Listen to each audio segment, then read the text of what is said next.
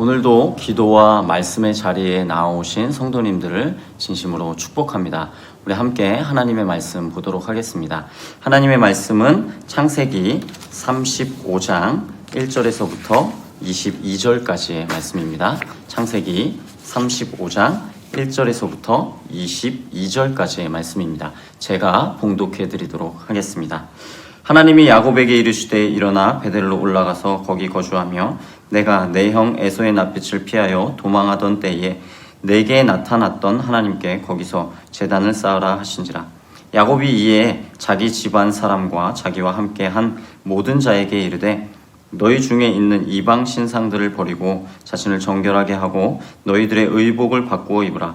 우리가 일어나 베델로 올라가자 내 환난 날에 내게 응답하시며 내가 가는 길에서 나와 함께 하신 하나님께 내가 거기서 제단을 쌓으려 하노라 하매 그들이 자기 손에 있는 모든 이방 신상들과 자기 귀에 있는 귀고리들을 야곱에게 주는지라.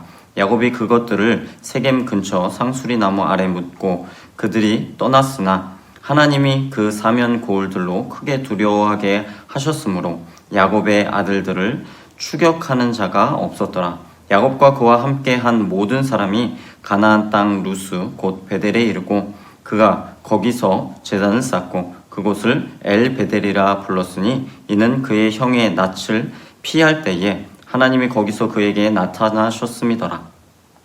리브가의 유모 두보라가 죽음에 그를 베델 아래에 있는 상수리 나무 밑에 장사하고 그 나무 이름을 알론바굿이라 불렀더라.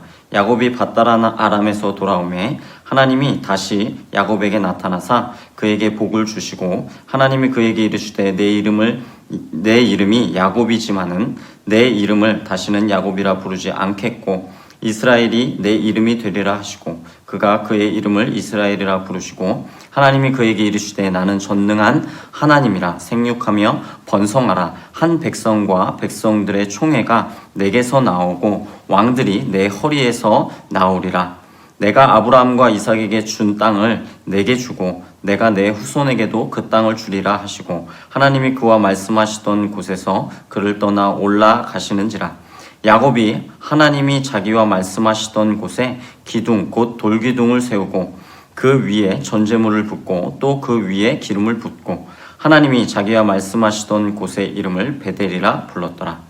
그들이 베델에서 길을 떠나 에브라스에 이르기까지 얼마간 거리를 둔 곳에서 라헬이 해산하게 되어 심히 고생하여 그가 난산할 즈음에 산파가 그에게 이르되 두려워하지 말라. 지금 내가 또 등남하였느니라 하매 그가 죽게 되어 그의 혼이 떠나려 할 때에 아들의 이름을 베논이라 불렀으나 그의 아버지는 그를 베냐민이라 불렀더라. 라헬의 죽음에 에브랏 곧 베들레헴 길에 장사되었고 야곱이 라헬의 묘에 비를 세웠더니 지금까지 라헬의 묘비라 일컫더라. 이스라엘이 다시 길을 떠나 에델 망대를 지나 장막을 쳤더라. 이스라엘이 그 땅에 거주할 때에 르우벤이 가서 그 아버지의 첩 비라와 동침하매 이스라엘이 이를 들었더라. 아멘. 오늘 창세기 35장 1에서부터 22절까지의 말씀을 가지고 돌아가자라는 제목으로 함께 말씀을 나누도록 하겠습니다. 오늘 본문 말씀을 보자면 야곱이 하나님의 명령에 따라서 베델로 올라가는 모습을 볼 수 있습니다. 우리가 잘 알다시피 야곱의 가정은 베델로 올라가기 전 세겜에 머무르면서 끔찍한 일을 겪게 됩니다. 야곱의 딸 디나가 강간이라는 불미스러운 일을 당하게 되고 그 사건으로 인하여서 야곱의 아들들은 살인과 노략에 복수를 하게 되는 일들이 벌어지게 되는 것이죠. 그러면 왜 야곱과 그의 가정은 세겜에 머물렀을까요? 그 이유는 이렇다고 볼 수 있을 것 같습니다. 먼저 세겜은 최고의 목초지이자 농경지였습니다. 세겜은 어깨라는 뜻을 가지고 있는데 실제로 그리심산과 이 에발산 두 산이 있었던 곳입니다. 이 두 산 사이에는 넓은 평야가 형성되어 있었습니다. 또한 강우량도 아주 높은 지역이었죠. 이렇게 넓은 평야와 높은 강우량을 자랑하는 세겜이라는 곳은 야곱에게 아주 매력적으로 다가왔을 것입니다. 때문에 야곱은 세겜에 머물렀던 것으로 보입니다. 또한 세겜은 화려한 문명 도시였죠. 세겜은 지형적인 이점으로 고대부터 선호되는 정착지였습니다.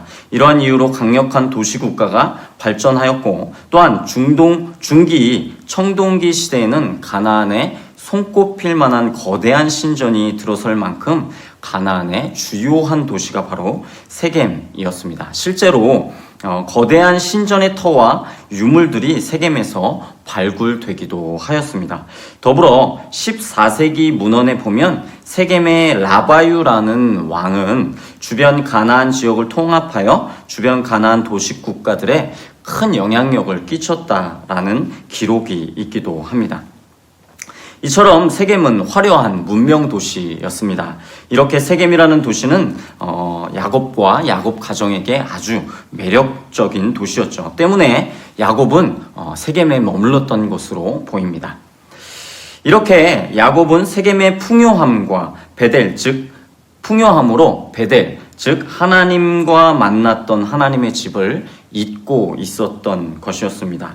야곱은 세겜의 편리함으로 그가 돌아가야 할 베델, 즉 하나님과의 약속했던 그 집을 잊고 있었던 것입니다. 그렇게 세겜에 머물렀던 야곱의 가정에 불미스러운 일이 생기게 되었고, 야곱의 아들들은 살인과 노략을 저지르게 됩니다. 이로 인하여서 히위 족속과 세겜과 동맹을 맺고 있었던 족속, 혹은 그와 우호 관계에 있었던 족속들이 이제는 야곱의 가정을 공격해도 이상할 것이 없는 그러한 상황이 되어버린 것이죠. 실제로 34장 30절에 보게 되면 야곱은 가나안 족속들이 연합하여 자신과 자신의 가정을 공격할까 하여 걱정하고 자신의 가정이 멸망할까 두려워하는 그러한 상황이었습니다. 그런데 이때 하나님께서는 야곱에게 나타나셔서 베델로 돌아가라 라고 말씀하고 계시는 것이죠. 하나님의 집 베델로 돌아가라고 하시는 것입니다. 하나님을 만났던 그곳, 하나님의 약속이 있었던 그곳으로 돌아가라는 것이었습니다. 그곳에서 제단을 쌓고 하나님께 예배하라 라는 명령이었죠. 이제 야곱은 하나님의 말씀에 따라 어디로 가게 됩니까? 베델로 올라가게 됩니다. 그런데 야곱이 베델로 가기 전에 한 것이 있습니다. 먼저는 이방 신상들을 버리는 것이었습니다. 이는 무엇을 뜻할까요? 여전히 야곱의 가정에 우상이 있었다라는 것을 전제합니다. 또한 좀 전에 이야기했듯이 그들이 살고 있었던 세겜이라는 곳은 가나안에서도 손꼽힐 만한 신전이 있었던 곳입니다. 실제로 발굴된 신전의 크기를 보면 폭이 21m, 길이가 25m, 두께가 5m에 달하는 신전입니다. 이 세겜의 거대한 신전은 세겜이 종교적 중심지였다라는 것을 우리에게 알려줍니다. 이러한 세겜에 살고 있었던 야곱과 야곱의 가정은 이방 종교와 이방 우상들의 영향을 받지 않았다라고 우리는 말할 수 없을 것입니다. 어찌되었던 야곱의 가정은 세겜의 이방 종교와 이방 우상들의 영향을 받았었고, 베델로 올라가는 이 시점에서 이방 신상들을 제거할 필요가 있었다라는 것입니다. 그렇기 때문에 야곱은 베델로 올라가기 전에, 하나님께 예배하기 전에 이방 신상들을 제거하는 일들을 했던 것입니다.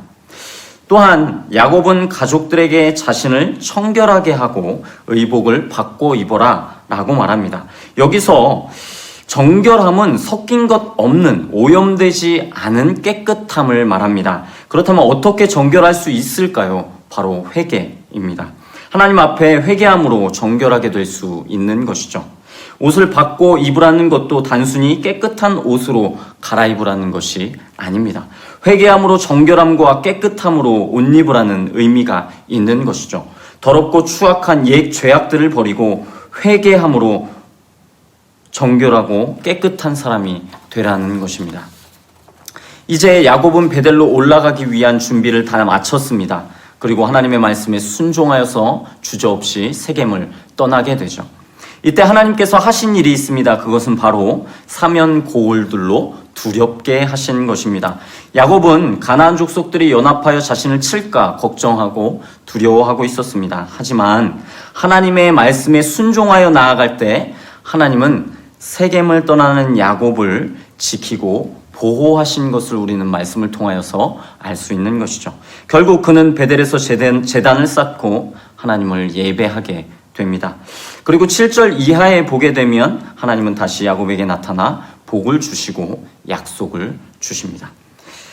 이제 우리의 삶으로 한번 돌아가 보도록 하겠습니다. 우리는 누구나 베델의 하나님을 경험한 자들입니다. 하나님을 인격적으로 만난 자들이고 그 하나님의 함께하심과 신실하심을 이미 경험한 자들입니다. 그리고 베델이 하나님을 만나는 곳, 하나님께서 거하시는 곳, 즉 하나님의 집이라는 것을 알고 인식하고 있는 자들도 바로 우리이죠. 여러분들의 영적 베델은 어디이십니까? 하나님을 만나고 하나님을 경험하고 하나님의 약속에 감격하고 감사의 눈물을 흘렸던 그곳은 어디입니까? 그로 인하여서 하나님 앞에 헌신의 고백들이 쏟아져 나왔던 곳은 어디이십니까? 기도의 자리입니까? 말씀의 자리입니까? 아니면 전도와 헌신과 섬김의 자리입니까? 도저히 부정할 수 없는 하나님을 만났던 그 자리가 어디이십니까? 도저히 부정할 수 없는 하나님을 경험했던 그 자리가 어디이십니까?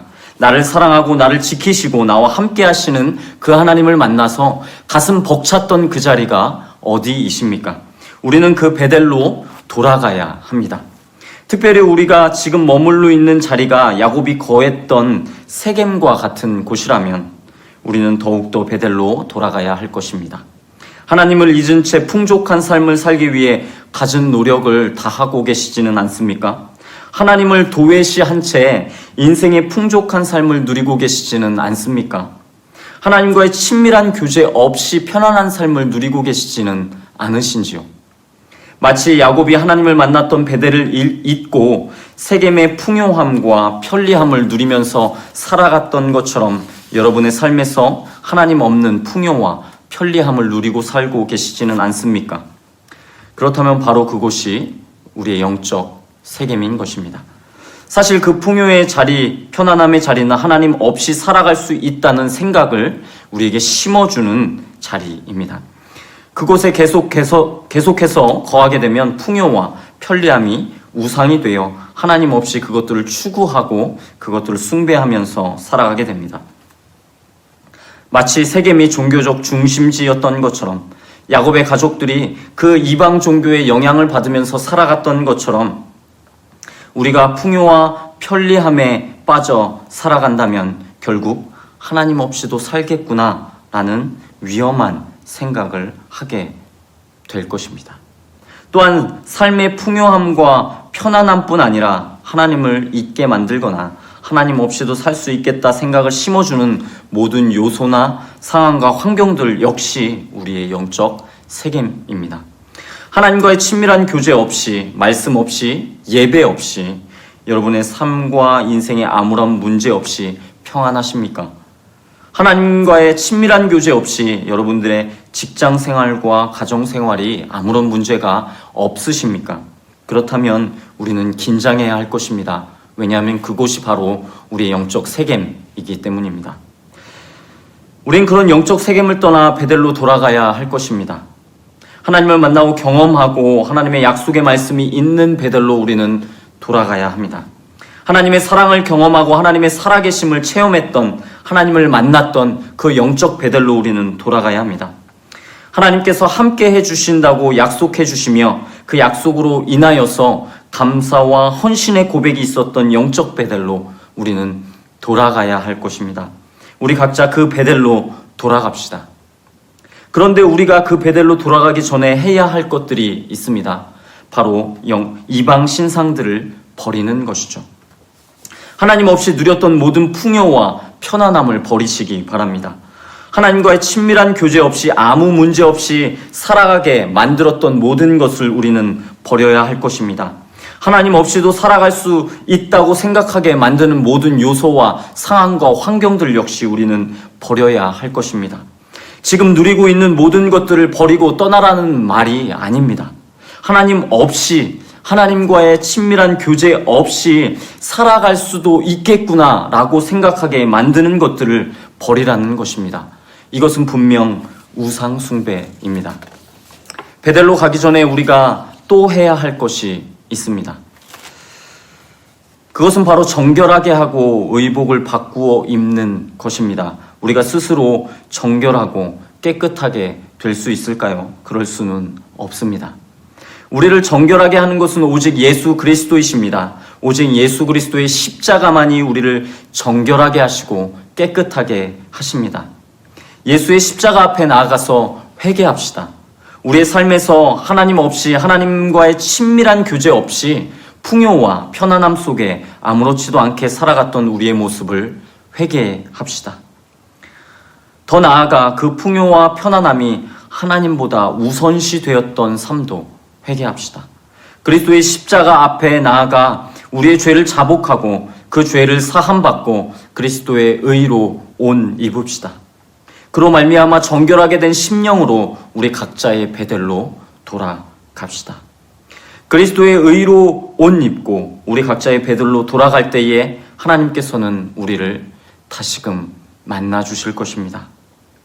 오늘 주님은 우리에게 말씀하십니다. 베델로 돌아가라.